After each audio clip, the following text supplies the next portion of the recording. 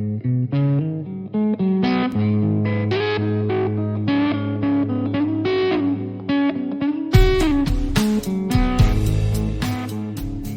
and welcome back to Articulate with me. How's it going, guys? Me? Thanks for asking. You know, I'm doing alright. I got a little scratchiness in my throat, a little stuffiness in the nose. It's not great, but I can still breathe, so that's probably a good thing. Here's my question. I wonder if allergies help fight against the coronavirus. Not like fight against it, but I mean, if your nose is stuffy, your eyes are like watering, and you're coughing all the time, isn't that like part of the protection process of getting stuff out of your system? Who knows? Maybe allergies are the things that's going to save us. Probably not. There's definitely no scientific evidence for that at all, unless there is. Anyways, speaking of coronavirus, today we have a nurse, one of my brother's friends. We got a nurse to come on the show and talk about the front lines. He is one of the warriors of this war we're fighting, and his name's Kaleb Edwards, and he gave some perspective on what's going on in his job, and it's actually not exactly what you would think is going on. I mean, especially in hospitals around Ohio, at least, compared to New York or wherever. But yeah, he gives pretty good insight and pretty informative to listen to. So yeah, I hope you enjoy. All right, ladies and gentlemen, Kaleb Edwards, the man on the front line. How you doing today, man? I'm good, man. Doing good? I'm good. Yeah, so do you go into work every day still?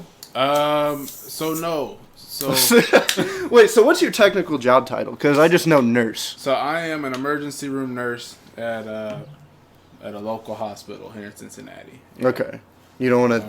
I can tell you it's Bethesda North Hospital. Bethesda, yeah, okay. Yeah. Bethesda North, yeah. Okay, so what is that? I mean, day-to-day before this whole thing happened, what does that kind of entitle? So day-to-day before this, basically, I don't know, I work in the emergency room, so we get car accidents, we get workplace injuries, strokes, heart attacks, pretty much.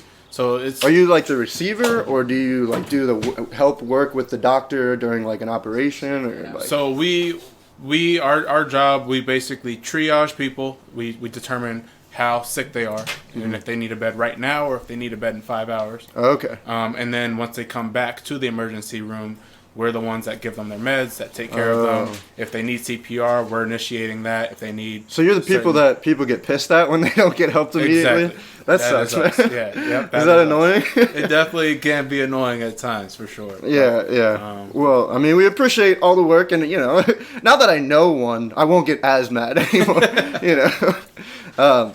But, yeah, so how has this whole thing, like, affected your job in general? I mean... Work... From every respect is a lot different right now. Yeah.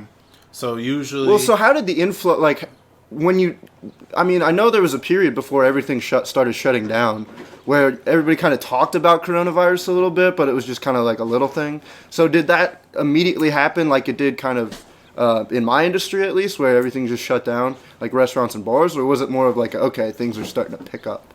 So honestly, okay, so here in Cincinnati... We'll start by saying that they are projecting our busiest period to be from now over the next 4 weeks.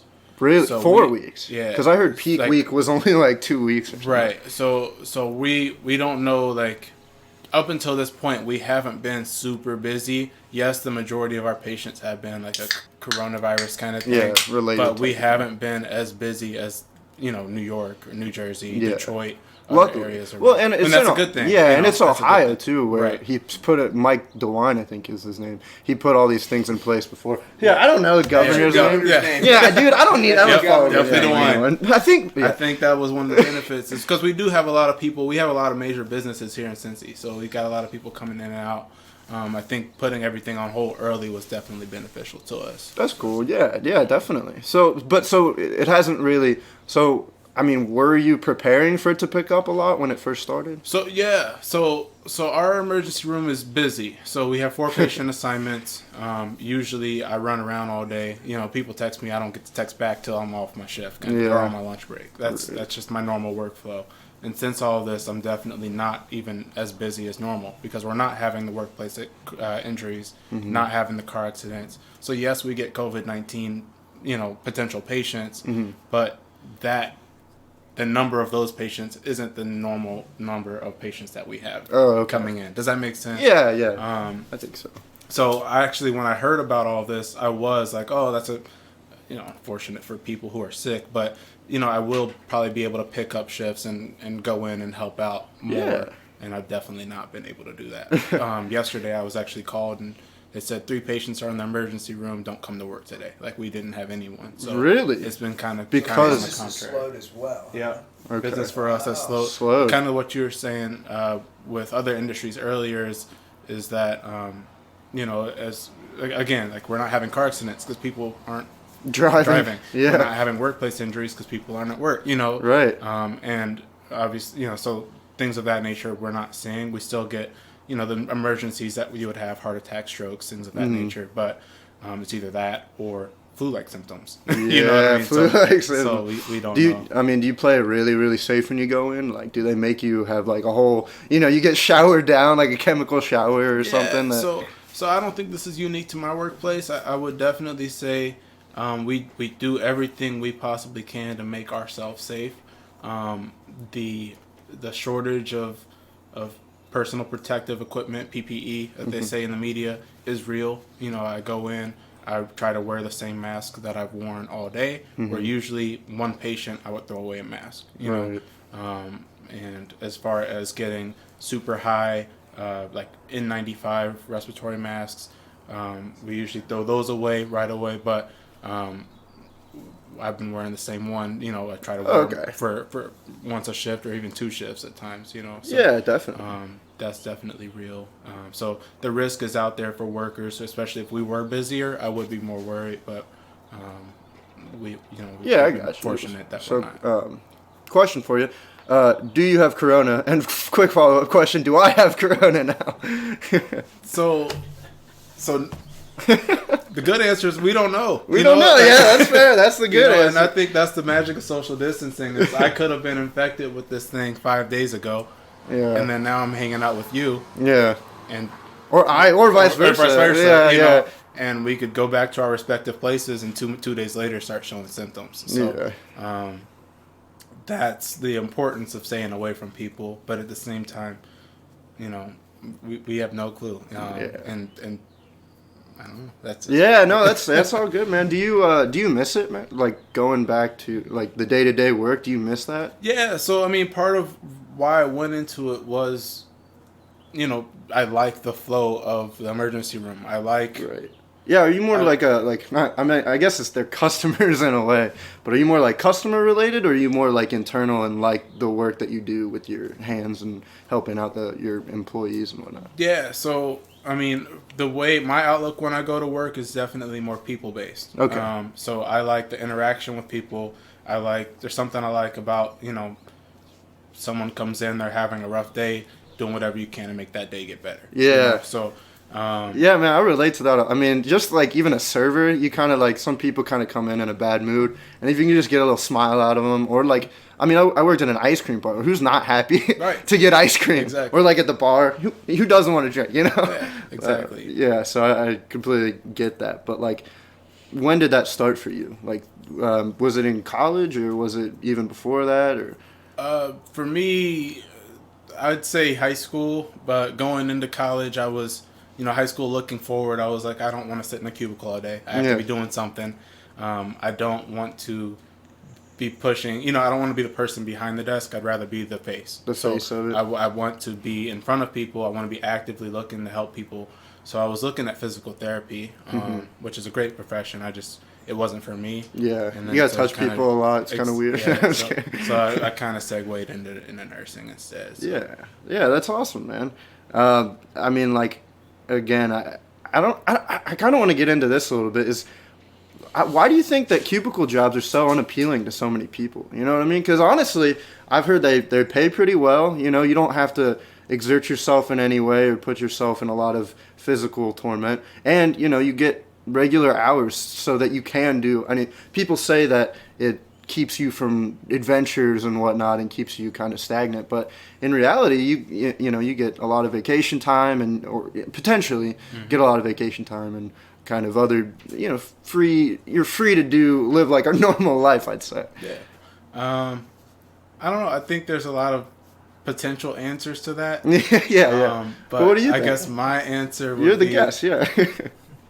that people, for me, again, I think my idea of a cubicle job would be more looking at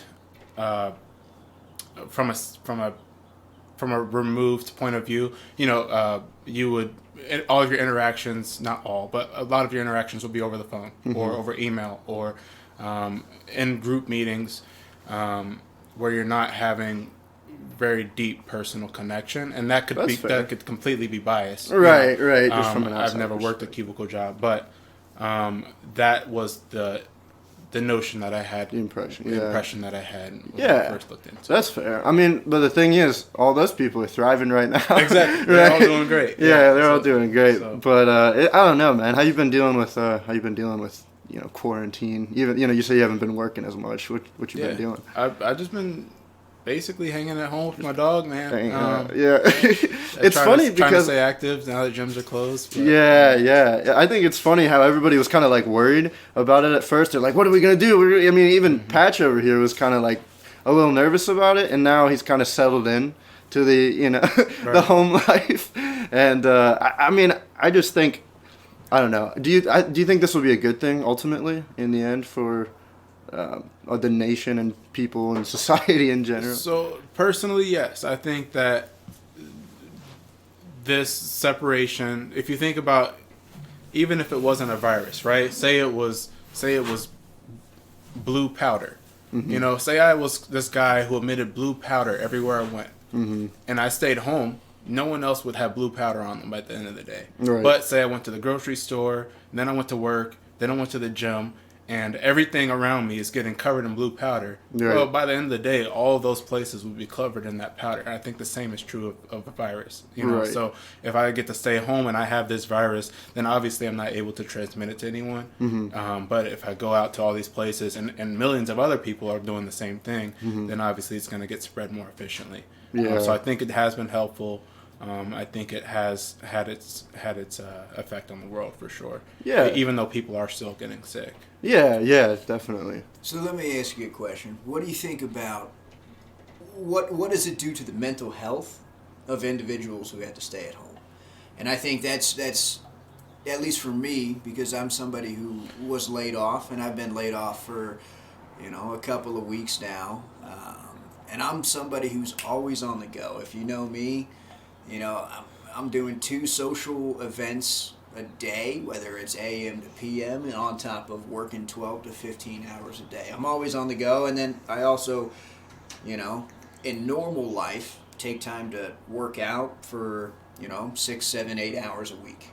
Right. So that's where ultimately I was heading with that question. Gotcha. Like, and that's what I thought it was too, because it's not how the COVID-19. It's awful. Again, we don't.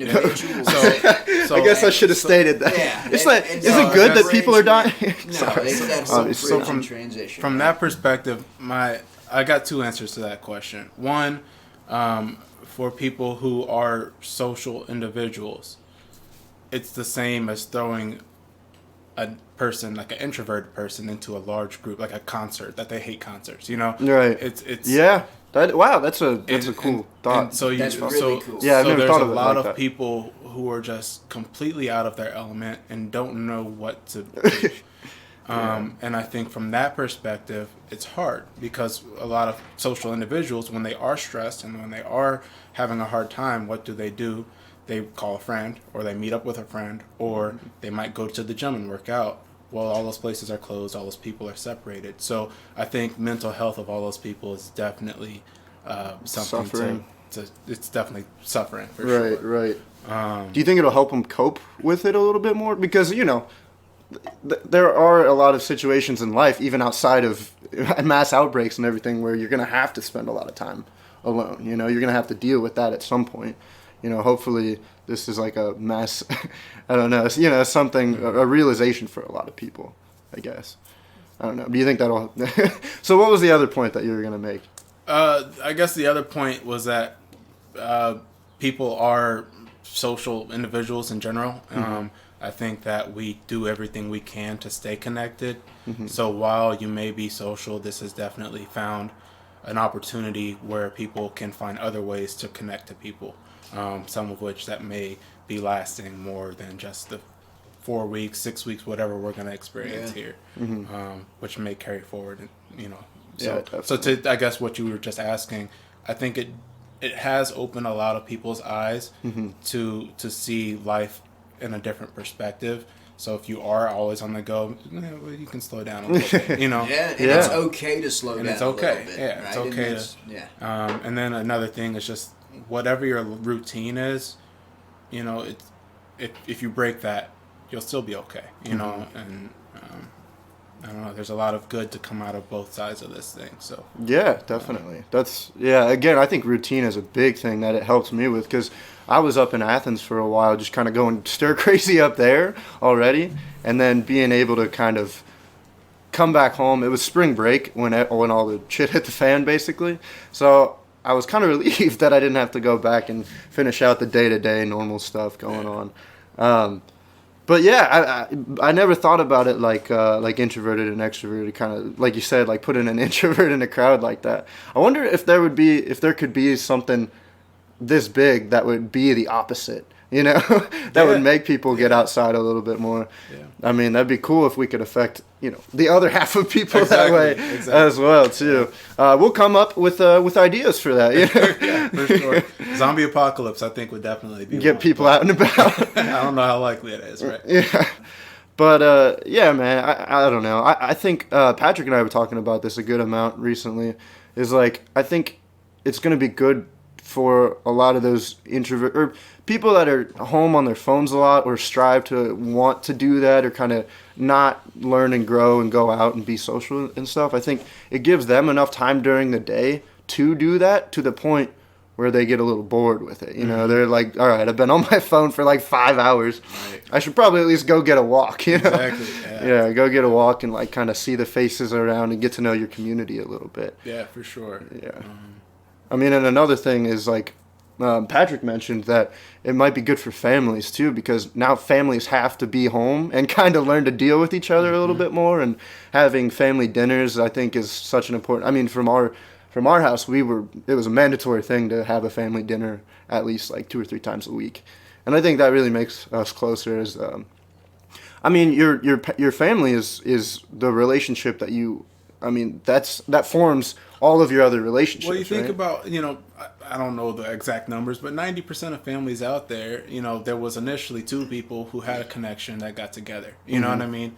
And I think over time you get so lost in your hustle and bustle and normal daily life that sometimes people just forget that they like each other. You know? Yeah. So maybe, you know, being within the same 4 walls or whatever definitely has helped people to kind of reconnect some bonds, or to look at each other in a different light and just say like, oh, actually, I remember why I like you now. You know?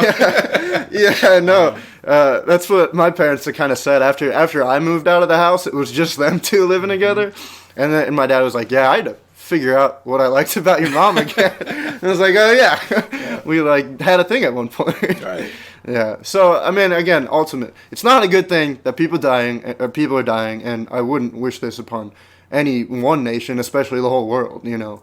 However, you know, there's always a bright side, right? There's always going to be a good thing that comes out of anything. Every action has an equal and opposite reaction.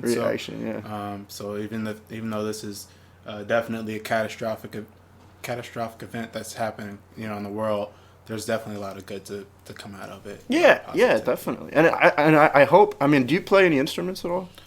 Guitar a little bit. A little bit? Yeah. So this has been pushing Patch to pick up his guitar a little bit more. And honestly, me to pick up my banjo a little bit more too. And something that I kind of realize is like when there's nothing else to do, like music is just such like a pure thing that you can do, and you can share it with somebody, and like the feeling of jamming out. I don't know. I just want to put that like recommendation out there for people that are bored. If they have like an instrument that they've been trying to pick up or something, that they could. I mean, that's definitely something to do when you have all this free time. I agree with that wholeheartedly, man. Mm-hmm. Music is a language that everyone can speak. That Really just art in general. Yeah, look at a definitely. painting, everyone can see its beauty. You hear someone sing with a good voice, everyone can recognize that that's good, no matter what genre that you like. So, Definitely, yeah. Or pick apart the things that you don't like about it and like have a conversation about it. You know, Exactly. Yeah. and I think again another thing that I saw people doing is like playing a record, an album front to back, and like listening to it with their people that they're sitting at home with. And I think again it's the same type of thing. You're experiencing something together in a way where you're gonna have a conversation about it with them later, and then maybe potentially somebody else that's heard the album, you know, in the future. So Exactly. Yeah. definitely a good thing. I think that's our bell right there. Yeah, I appreciate you like coming out here, and I mean I know you didn't even expect to do this. Yeah, no, it's cool, man. I'm glad I got to go on, say my opinion. Thank you for having me. Yeah. And I hope this is definitely something that listeners can connect to. Definitely. Thanks again, Caleb. And here we are at the end of another episode. Another nickel. Blah, blah, blah, blah. Anyways, I'm bald now. Did you guys know that? I'm bald. Yeah. You ever wake up in the morning and just look in the mirror and be like, wow, bald again? Still. Holds up. Because I have. Anyways, thanks for listening. Hope you are enjoying your quarantine and time off. And be okay. Be happy with being okay. Anyways, thanks for listening. Okay, bye.